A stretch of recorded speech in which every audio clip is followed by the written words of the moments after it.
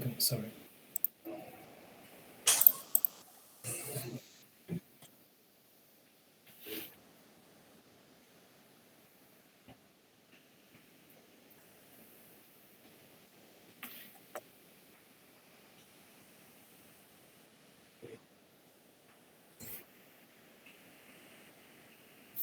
Okay.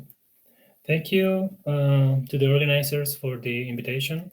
And I'm really glad to be able to talk to you about this work. This is joint work with Ricardo Menares and Juan Rivera-Letelier.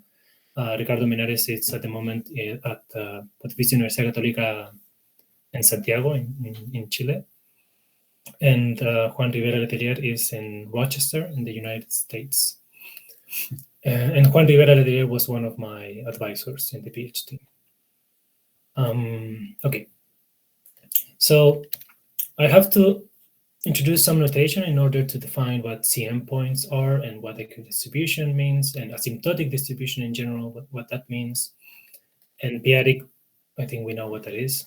This is the first important notation I would use along the talk. For an algebraically closed field, we defined this L of K, the moduli space of elliptic curves. So this is just elliptic curves over K up to isomorphism, so as an abstract space. I heard a sound, I don't know what that is from the meet, but I guess you guys are taking care of that, right? Okay, cool. Okay, so this is an abstract space, but in this very particular context, there is something called the J invariant in the theory of elliptic curves. That is a numerical invariant that actually gives a bijection between the space of elliptic curves and just the base field, the algebraic closed field where we are taking the coefficients. So that's a very special situation, right? In geometry, this is not the case in general. Here is kind of very simple. So the moduli space is essentially just a fine line. But that will explode. I mean, yeah, we will use this a lot. And in this particular context in the talk, the field is not just a general algebraically closed field. I will always assume that is an algebraic closure of the rationals or the complex numbers or CP or FP bar. So one of those options. Okay, and this space of elliptic curves is not only an abstract space, we can always endow it with a topology depending on the field. So it will be a p-adic topology if the field is a p-adic one, or a discrete topology if it's FP bar, or the analytic topology if we are looking at the complex numbers, for example. And now I can give a definition of a CM point, as I said in the abstract of this talk. So a CM point is a point in the moduli space of elliptic curves over Q bar. And that point represents an elliptic curve with complex multiplication. So in general, an elliptic curve, the endomorphism ring is in general just Z, because you only have multiplication by an integer in the elliptic curve, because the curve is an abelian group. But in some special cases, when the elliptic curve has complex multiplication, then the endomorphism ring is bigger, and actually is this kind of ring. So it's Z adjoint D plus square root of D over 2, where D is a negative integer that is called the discriminant of the CM point. So that's a very special case. And if we fix D and we look at all of the set of all CM points in the space of elliptic curves over Q bar of a fixed discriminant D, then that gives us this set that we will call lambda sub D. Okay, and CM theory is a big theory with a lot of nice results, and one of them says that this set is finite, and the cardinality is the class number. This is the same class number that was defined by Gauss, I believe. That is, this is the class number for quadratic forms. There's a whole very nice connections between the theory of elliptic curves and quadratic forms in the case of complex multiplication. Well, this is a class number. This is a very classical object in number theory. The important thing is that this is a finite number. And for simplicity, in the talk, I will assume that this is fundamental. That means that actually this ring that we are looking at, this endomorphism ring, is actually maximal. So this is equal to the ring of integers of the quadratic field Q adjoint square root of D. This is an imaginary quadratic field, the Q adjoint square root of D. And that's basically why this is called complex multiplication, because these are like complex elements, the elements in this ring. Okay. If you have questions or comments, just let me know. Okay, some classical results about the size of this set, about the class number. Classical result says that this class number grows when d goes to minus infinity. And this was proven by Heilbronn. And a more quantitative result was given by Siegel using analytic number theory. And it says that the log of the class number, it's asymptotically like the log of square root of the absolute value of d. Okay, this was proven by Siegel using class number formula and estimating special value of certain L functions. Okay, these are very classical results.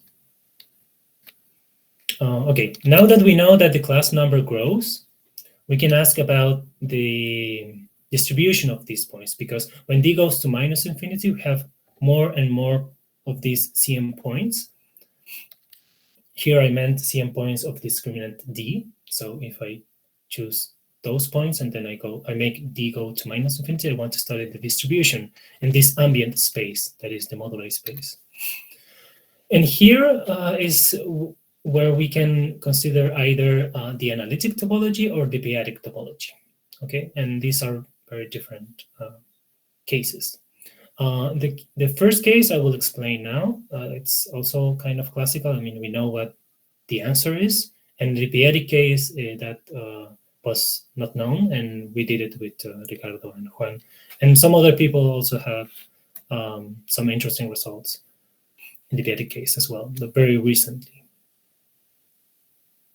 Okay. So I have to explain what I mean by asymptotic distribution of points, because I want to say something about the asymptotic distribution of CM points. So in general, if we have a topological space X and we have a sequence of non-empty finite subsets, and we have a Borel probability measure on the ambient space X, then we will say that we have a weak convergence of measures. This is a general definition from measure theory, but I will apply it only for the case of these sums, this average of direct measures. And I would say that that converges weakly to the mu, the measure on X. If for every test function that here we will choose to be continuous with compact support, if every time I choose a test function, then I take the average of this function over the given points in the set an, that converges to the integral of f with respect to the measure mu as n goes to infinity. So this is one of the formulations of asymptotic distribution. So somehow, in this case, we say that the asymptotic distribution is ruled by this limit measure that is mu. Okay. So that's what we mean in general when we talk about asymptotic distribution.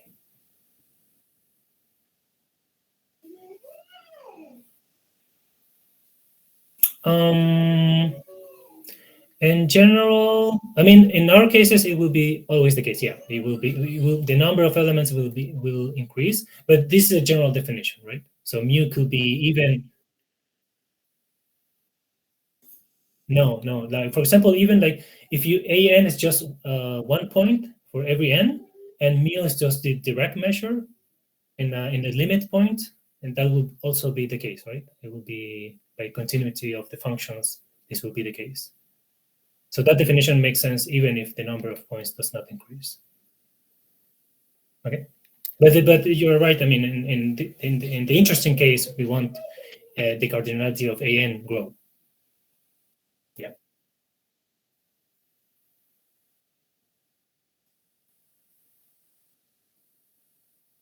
In general, no, because in the case of CM points, if you change the discriminant, the new set is completely different because an elliptic curve has complex multiplication by one ring or the other. Yeah. Good point. Thank you. Okay. So a baby example that also will illustrate what we were just explaining now. The most simplest example, I guess it is. So you take the unit circle in the complex plane, and then you just take all roots of unity of order n. And then the limit measure will be the Haar measure on S1, so the Lebesgue measure. In this case, it's easy to prove that you have weak convergence of these measures. And you can already see it in a picture, right? If you make n go to infinity, you will see more and more points that are uniformly distributed along the circle. That's because you're taking all roots of unity. And yeah. And another example that is less trivial, but it's not difficult, is if you do the same, but now you only take roots of unity that are primitive. In this case, still the limit measure is still the Haar measure on S1. It's the same behavior at the end, but somehow in the picture it looks different. But you can prove, okay? You can prove that it's still, this is what's going on. So it looks like you have less points now, but at the end, in the limit, you will still have the good distribution. And in order to prove this, you basically have to estimate some exponential sums, because instead of taking a very general test function f, like a continuous function on the circle, you just take exponential functions, because those are the ones that somehow generate all possible test functions. And then you just estimate the exponential sum and see what the limit is.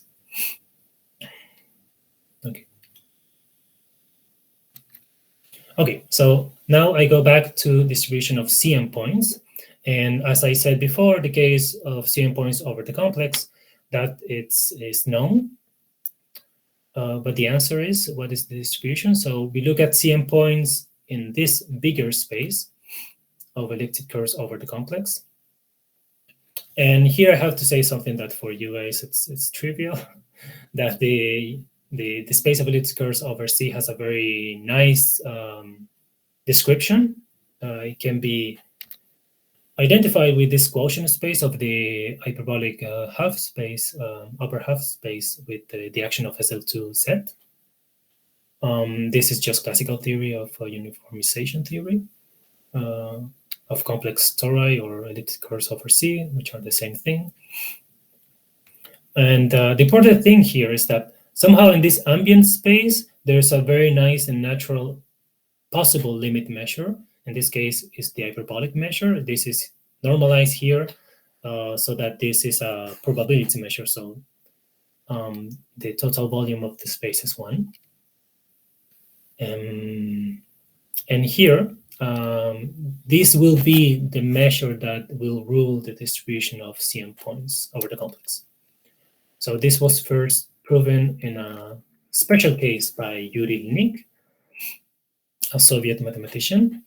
And so he proved that under certain technical assumptions, because of the techniques that he was using, he proved that CM points, so if you take the average of the Dirac measures over CM points, and that converges weakly to this normalized hyperbolic measure, provided that discriminant goes to minus infinity. And the technical assumption is that there is a fixed odd prime that splits in every quadratic imaginary extension of Q given by the sequence of discriminants D. So here is the Kronecker symbol that I'm using, or in this case, just the Legendre symbol. So D over P is just 1. It's assumed to be 1, sorry.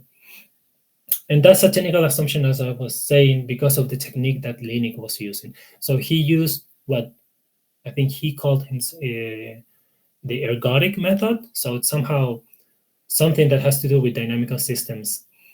Essentially, the condition that d over p, the Legendre symbol, is 1, that means that p splits into quadratic imaginary field. So there's two prime ideals in Q adjoint square root of d.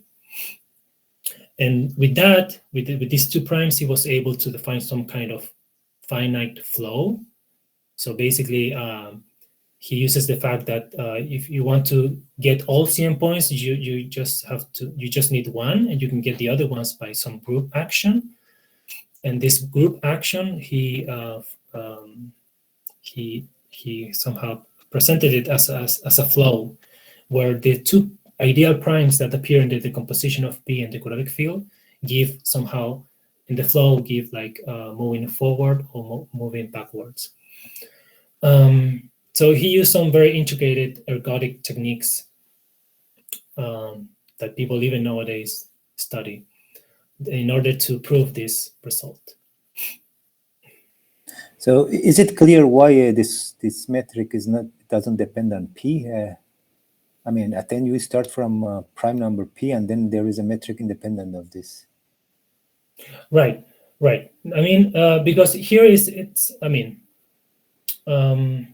the P appears here only because of the technique of the proof, not on the construction of the limit measure, right? I mean, as you said, the limit measure here, the hyperbolic one, is really independent of P.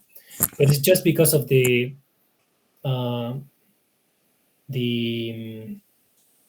ergodic technique that he was using. I mean, he needed to construct this flow that he called. It was not a flow in the sense that we understand it today. It's not a continuous flow. It's like a discrete flow. And for that, he needed to fix this prime and somehow study that dynamic associated to P. But then, I mean, I think he said that this result should be true even if we assume that there is no such a prime P, and we just let all the discriminants go to minus infinity without further assumptions. He even said that. And then Bill Duke came and he proved it with a completely different technique. He proved the result without the extra assumption that they used to call Linux hypothesis, this that there is a prime P such that d over P is 1. So Bill Duke was able to prove it in general.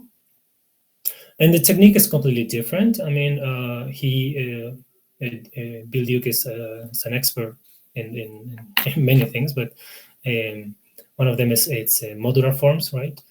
And using techniques from modular forms, you can prove this result. More specifically, you have to use the theory of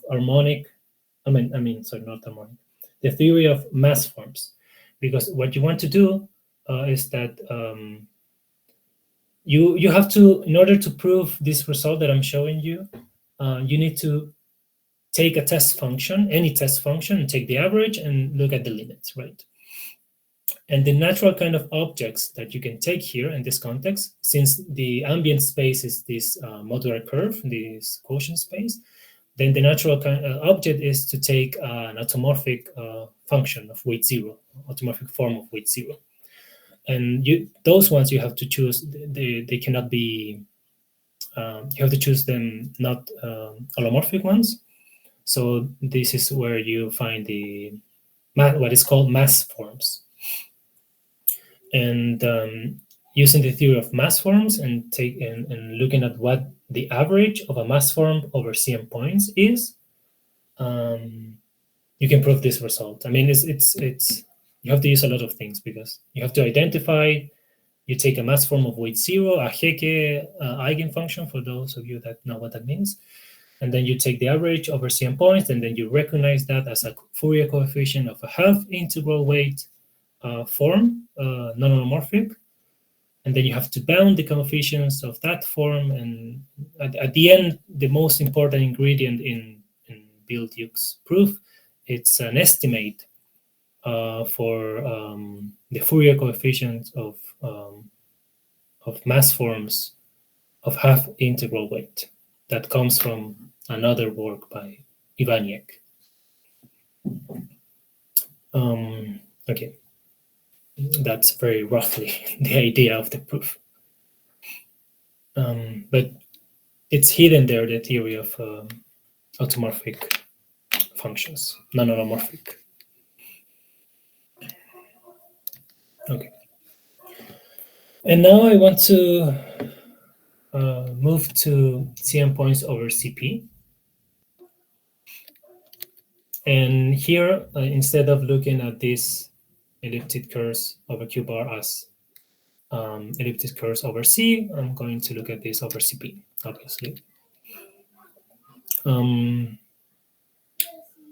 And here there's an important feature that doesn't exist in the case of elliptic curves over C. In the case of CP, you have something that is called the reduction, right? Because you can go from CP or from the ring of integers of CP to FP bar.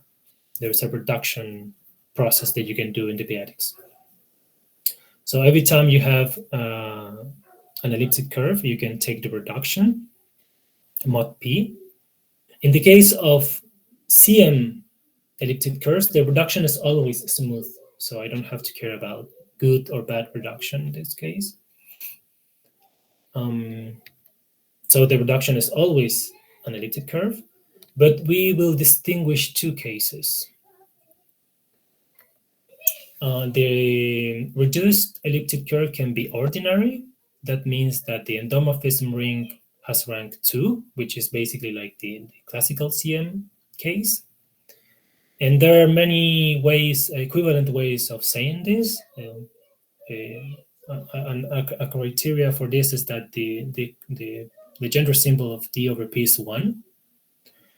And that means also that actually D is a square mod P. So actually, when you put QP adjoint square root of D, that just gives you QP. So you're not really generating a quadratic extension, it's already QP.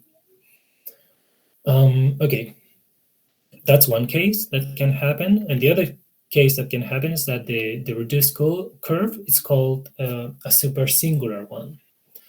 That doesn't mean that the reduction is singular. That's just a bad name that they use. Super singular means that the endomorphism ring is much bigger. So the rank is 4. So this is a much bigger ring than the original ring of endomorphisms of E. And the equivalent definition or criteria to check this is to just compute the Kronecker or the Legendre symbol of D over P. That has to be not 1. And that means that actually the field that you generate, if you adjoint square root of D to QP, that gives you a proper quadratic extension. So these are very different cases. And as you can see, it only depends on D. So if you fix D, the discriminant, and you look at CM points of that discriminant, all of them will be either of ordinary reduction, all of them, or either all of them will have super singular reduction. And that gives you somehow a partition of these CM points, if you will. Like sometimes you will always have ordinary reduction or super singular reduction. And these two cases are very different for what I'm going to explain about the asymptotic distribution. Okay. And in each case, you have infinitely many discriminants that satisfy the ordinary reduction condition, and there are infinitely many discriminants that satisfy the super singular reduction condition. So this is like two different situations. So I will start with the kind of easiest case, which is the ordinary reduction case. And in this case, well, this is a general fact, right? The J invariant gives an identification of the elliptic curves over CP with CP. And then there's something else that one can do. There is something called Berkowitz spaces. Here, I'm only going to define or to consider the Berkowitz affine line associated to CP. And what is it? Why is it that we need to do this, to introduce this Berkowitz space? It's because CP, as a topological space, has very bad properties, is not locally compact, is totally disconnected, and so on. So CP is not a good place, a good space to look at equidistribution problems, to look at in general, to look at the distribution, the limit distribution of points, because it might happen that you don't have like a nice limit measure when you're looking at the asymptotic distribution. So in order to fix that, people, experts in p-adic stuff, or at least in the dynamical systems world, they know that the natural thing to do is to move to this Berkowitz space, which is actually a locally compact and R-connected space. And CP is dense in this bigger space with respect to certain topology, okay, a certain weak topology. And well, there is a very abstract definition of what A1 Berk is.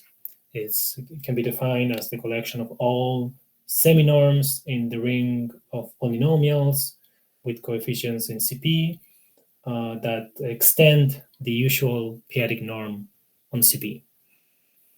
But instead of that, I would just draw a picture. It is what you see now.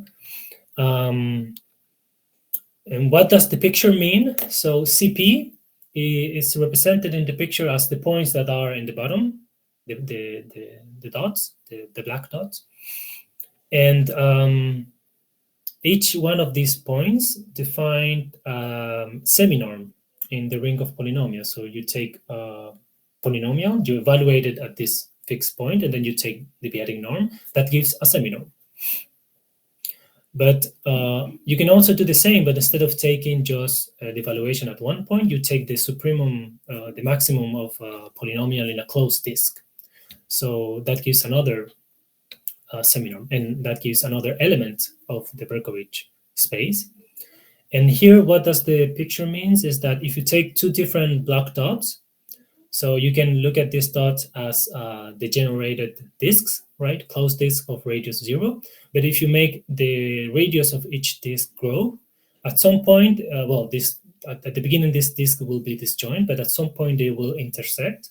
And in the p-adic world, when two disks intersect, they have to collapse. I mean, one of them has to be contained in the other. That's a consequence of the strong triangular inequality in the p-adic world. It's very different from what happens in the classical and in the Euclidean world. And that's what that picture means. So if you start with two different points and you make if you go up, that means that you are increasing the radius of the disk. And at some point they will collapse to one disk, and that's the point where they joined. Okay.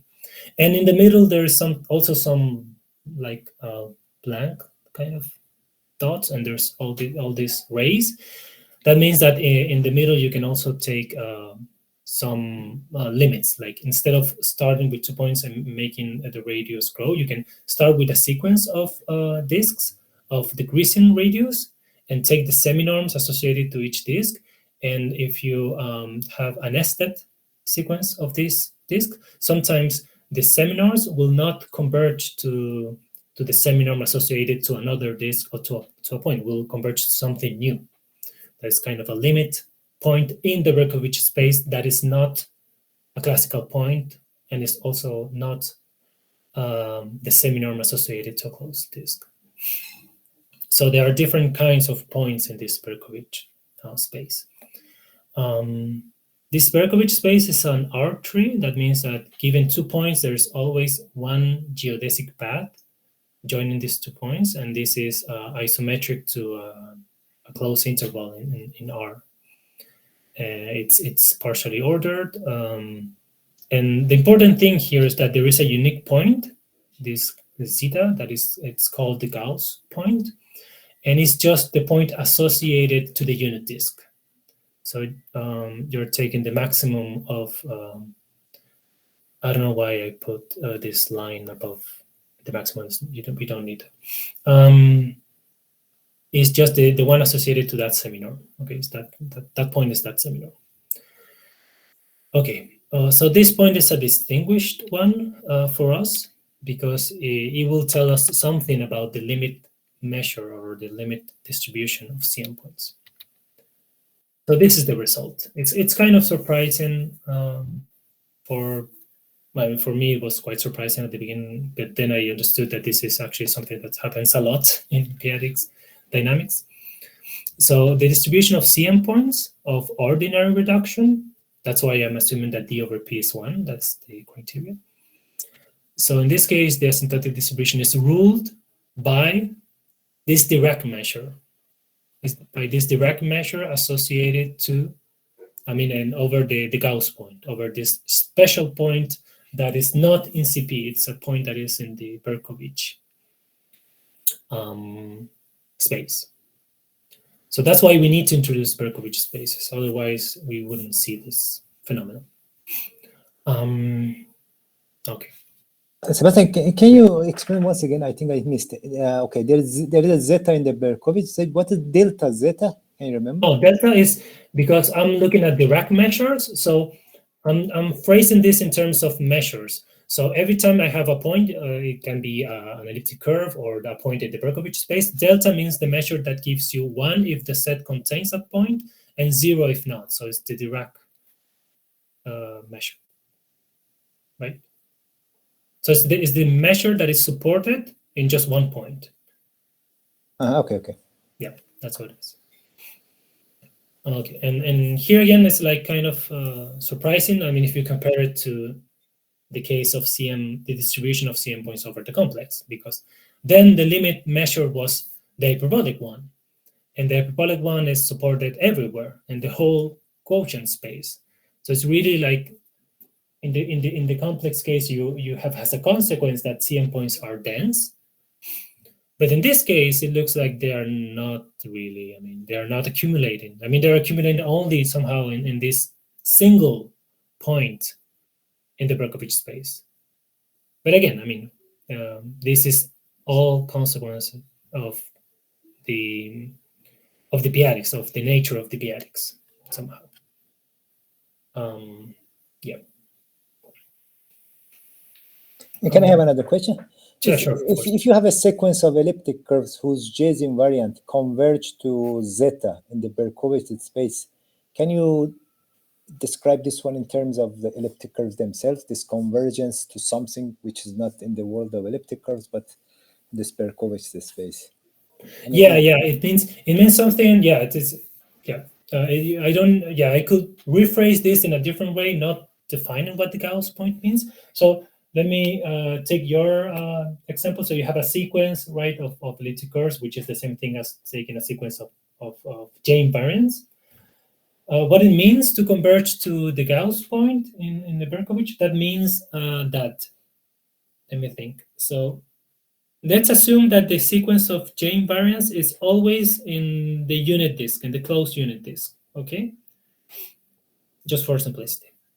What I'm saying is that every time you take a proper closed disk inside the unit disk, the sequence of J invariant will go out. That's what it means. It's like converging to the boundary, but the thing is that in the p-adics there is no boundary. The boundary of the unit circle is empty. Okay, thanks. Yeah, I think the people in the dynamical system call this a transient phenomenon, like when you're like kind of escaping from every nice, close, small set. So you're escaping every time.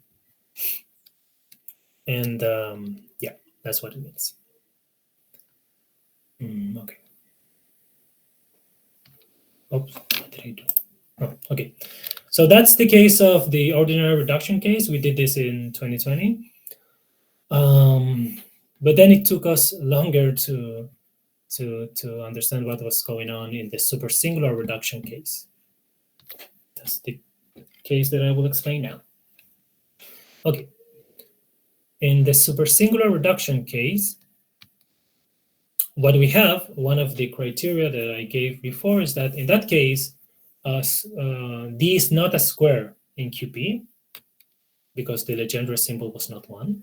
So you actually get a nice, an honest quadratic extension of QP. And in the p-adics, there are not that many quadratic extensions of QP. I mean, there are only 3 if p is odd, and for p equals to 2, you get 7. That's completely different to the number of quadratic extensions of Q, right? You have infinitely many, you have the real ones and the imaginary ones. Here you have finitely many. And for every quadratic extension of QP, we have something that we define as a p-adic discriminant. That's just a number in set P that is modulo squares of units. That is somehow the analog of what a discriminant of a quadratic field is. So just to give you an example, when P is 3, you have 3 quadratic extensions of Q3, and these are the discriminants. And these discriminants, these sets, or these cosets, if you want, somehow are kind of a label for each quadratic extension. It's a label. And as a set, it tells you exactly what field is generated by square root of d in QP. I mean, when you join that to QP, depending on whenever that discriminant belongs to what discriminant, okay?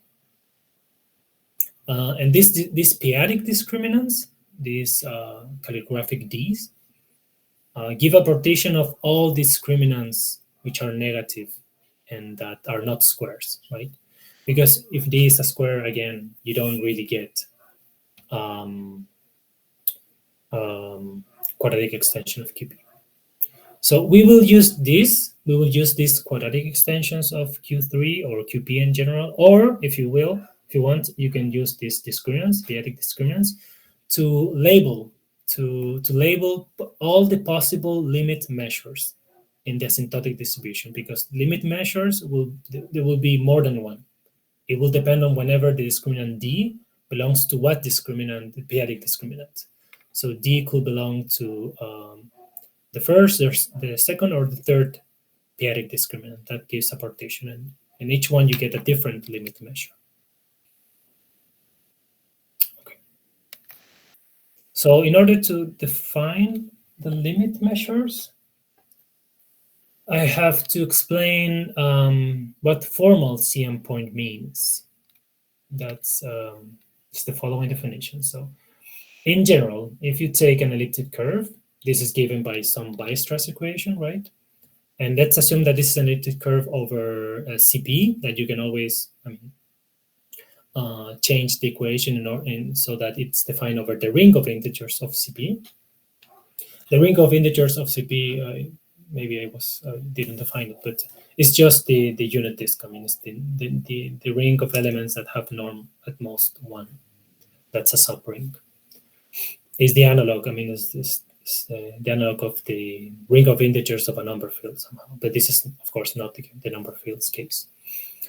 Well, every time you have an elliptic curve, E, you can construct the formal group. Why is that? Because essentially this E is like a Lie group, right? It's a p-adic Lie group in this case. So around the origin, if you adapt a little bit the equation of the Weierstrass of the elliptic curve, and you make the origin be 0, 0, not infinity, then you can look at how the group law looks like in a neighborhood of that origin. And that will be a power series on X and Y, where X and Y are the parameters associated to the points that you are adding in a neighborhood of the origin. Okay, so you get the formal group. And this is a kind of a classical object. I mean, this is even defined in Silverman's book on elliptic curves. And this is a formal object in the sense that you're not really caring about convergence of these power series. You're just looking at this as a formal power series with coefficients in the ring of integers of CP. And when you take that formal power series, you can look at the endomorphisms of that thing. What is that? It's the collection of all formal power series in one variable that commute with the formal group. So these are the formal endomorphisms, or the endomorphisms of the formal group. And what a formal CM point is just an elliptic curve, such that if I look at the ring of formal endomorphisms, then that one has rank 2.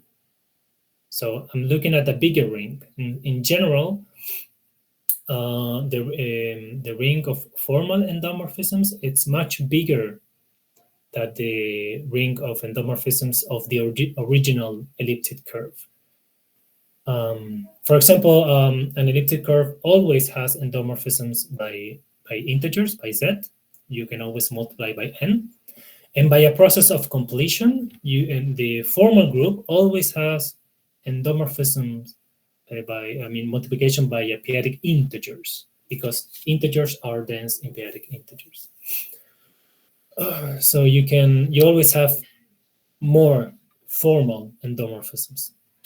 So a CM point, a point can be a formal CM point in the sense that it has more endomorphisms. The formal group has more endomorphisms than just ZP. And you have something that is called fake CM points, that these are like points that are formal CM points, but they are not really CM points. That's called fake. And the other way around, if you start with an elliptic curve with CM, with complex multiplication, then it will automatically have also formal CM. So it's in one direction, but not the other way around. But in any case, the collection of all formal CM points, it's bigger. It's much bigger. So if you fix the p-adic discriminant and you want to look at those elliptic curves whose endomorphism ring or formal endomorphism is isomorphic to the ring of integers of the quadratic p-adic extension, that gives you a bigger set that is not finite. Okay, and this is a bigger collection of curves inside the moduli space of elliptic curves over CP. And this lambda calligraphic D, or frac D, this set is big. It contains all CM points of discriminant D, as long as D belongs to the p-adic discriminant. And there are infinitely many. If you fix the calligraphic D, there are infinitely many Ds that belongs to that p-adic discriminant. So you have, this is like a set that contains all CM points of a discriminant D in the p-adic discriminant. So everything depends on P, no? The prime number, all these. Yes. Here everything, everything here's P is fixed from the beginning when I started talking about p-adic. From this point on, where was it? When I was assuming that I was looking at distribution over CP. Here I was fixing P from now on. So this fact that, for example, D belongs to this broken D is can be some arithmetic condition between D and prime P. So exactly. So yeah, I don't know how to call the discriminants. Are classical discriminants? I don't know. Classical discriminant can belong to different p-adic discriminants, right? Because for different P, the different p-adic discriminants are something completely different. They live in different worlds. But you're right. Everything here depends on P. Yeah.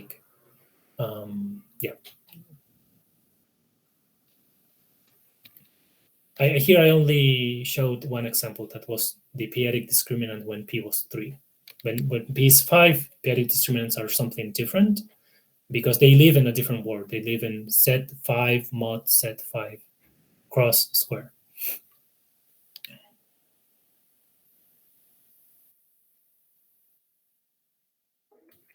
Okay, that is this is the second big theorem that we proved that, yeah, we did this last year. So what is it that we do? We fix a p-adic discriminant, and we look at this lambda and the calligraphic D. And this set was the collection of all the elliptic curves that have formal complex multiplication by the ring of integers associated to the p-adic discriminant calligraphic D. And that set is compact. And in that set, there is a unique Borel probability measure whose support is the whole lambda calligraphic D. And that Borel probability measure is the one that describes the asymptotic distribution of CM points of discriminant D, as long as D belongs to that fixed p-adic discriminant. And when P is odd, as I said before, there are three extensions of QP, quadratic. So there are three p-adic discriminants. Hence, there are three lambda calligraphic D. There are three options for the calligraphic D. And these sets are disjoint, by the way, because as I said before, I mean, if you're changing the p-adic discriminant, you're changing the endomorphism ring. Hence, the elliptic curves will belong to either one of them or the other, but not there will be no intersection of the different lambdas. But due to the fact that there are 3 or 7 of these quadratic extensions of QP, there are 3 or 7 limit measures supported in disjoint sets. So it's rather a complicated description. But I will try to explain this in the last, 10 minutes. In the special case of the unramified extension. So if I choose the discriminants so that the Legendre symbol is -1, then in that case, the quadratic extension that I generate, that QP adjoint square root of D, is actually the unique quadratic unramified extension of QP that is called QP square. That's the annotation that people use. So that's the unique, among all the quadratic extensions, that's the unique one that is unramified. And the discriminant, the p-adic discriminant associated to that quadratic extension, we call it the unramified discriminant, just to put it a name. In the case where P is 3, that's the unramified discriminant. That's the unramified quadratic extensions. As you can see, is the one where that is contained in the units, right? There's no. The other one has a factor 3, so they're not units. And that's the distinguished one. And I will explain a little bit more about the asymptotic distribution or the limit measure in that case, because it's simpler. So in the unramified case, when I assume that the p-adic discriminant is the one associated to the unramified quadratic extension of QP, we'll do the following. We choose a supersingular elliptic curve in the space of elliptic curves over FP bar. So we were looking at the problem, an equidistribution problem in CP, but if you fix the reduction that we call little e, then we can restrict our problem to look at what is the distribution of those CM points that lie over this fixed supersingular curve in the reduction. There are only finitely many of these supersingular curves in FP bar, okay? So we are really, there are finitely many options to do this, but we restrict to those curves that are above this little e. And there is associated to this little e a deformation space. So it's basically all the curves that reduce to this little e. That is isometric. This deformation space is isometric to the maximal ideal of CP, which is just the open unit disk. And then you also have a deformation space for the formal group. So the hat that I'm using here for the little e, that's the formal group associated to little e. And that one has another deformation space that is looking at all the formal groups on CP that whose reduction is this e hat. And that also, by another result from formal groups, it's the deformation space is also like an open unit disk. And that's not a coincidence that both spaces are similar. There's no connection between these two deformation spaces. Okay, in the deformation space of the formal groups, there's a point, a distinguished point that is the zero, corresponds to the parameter 0. And that's a distinguished formal group whose endomorphism ring is actually the ring of integers of the unramified extension of QP. There's the automorphism ring of E. It's finite. That's classical. It's very easy to compute. It's a finite subgroup of the automorphism ring of the formal group. There's actually always an injection, an embedding of one endomorphism ring into the other. By general theory of formal groups, the automorphism group of the formal E hat is a compact group. It's a p-adic compact group acting on the deformation space. That's very easy to show because of the definition of deformation space in this case. And then you have this identification. If you take the deformation space of the formal group and you take the quotient with the automorphisms of E, then you recover the deformation space of E. And all of this is very kind of well known in the books, let's say. And this relation between deformation spaces, this was done by Lubin, Serre, I think. I forgot, but it's a classical result. Okay, and if we now look at the this set of formal CM points associated to the unramified discriminant, that's the special case that I'm showing you. And if we restrict this set to the piece of the moduli space that is above E, the deformation space of E, then one can show that this is the image of this thing, of take your compact group acting on 0, and then you project under the quotient map. All of this is to explain you that the limit measure, when we restrict it to at least to the piece of the moduli space, of course, whose reduction is E, then it's actually related or is given as the push forward of a Haar measure. What Haar measure? The Haar measure of the p-adic group.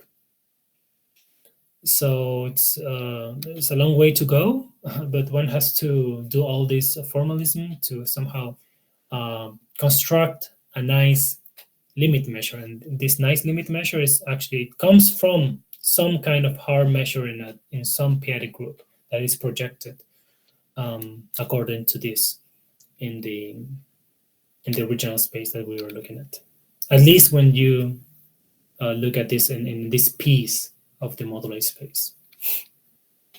Okay, I know that this is probably technical, but anyways, I wanted to show you that this comes, the limit measure that we found, it's something kind of explicit. I mean, it's a Haar measure coming from somewhere. And finally, a comparison. I want to compare the non-Archimedean with the Archimedean case. So in the non-Archimedean case, the one that I was just explaining, one can prove that this compact p-adic group that has a Haar measure and that is related to the limit measure of CM points It's actually just the group of units, of some maximal order in a unique division quaternion algebra over QP, something very algebraic. But the theory of quaternion algebras is it's very well understood. And inside this group of units, you have the group of units of norm 1. This is the norm associated to the quaternion algebra. And this piece that we were looking at is actually also the image of this, instead of looking at the orbit of 0 under the whole group of automorphisms of the E hat, that is the units of the maximal order, you can take only a sub group of elements of norm 1 that gives you still the same orbit. And this limit measure is the push forward of the hard measure on this group of units. Why am I saying all of this? To make the connection with the classical case. So M2R is a quaternion algebra over the real. And SL2 is actually the subgroup of units of GL2R of elements of norm 1, because in that setting, the norm, the coming from the quaternion algebra structure, is just the determinant. And the moduli space of elliptic curves over C is the image of, obviously, the image of the upper half plane under the projection. And H is just an orbit. It's like an orbit of SL2R. So we can do this analogy, right? Because in both cases, you have an orbit and you have a projection map and so on. And the hyperbolic measure is the push forward of the hard measure on SL2R. So I wanted to show you this so that you can see that there's kind of a nice parallel between these. And yeah, I will stop here. Thank you. Okay.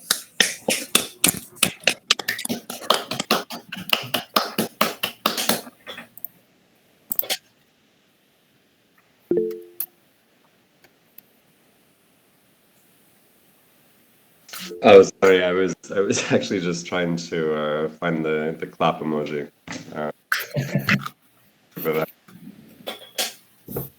Well, maybe I have a question, but maybe not in the recorded session.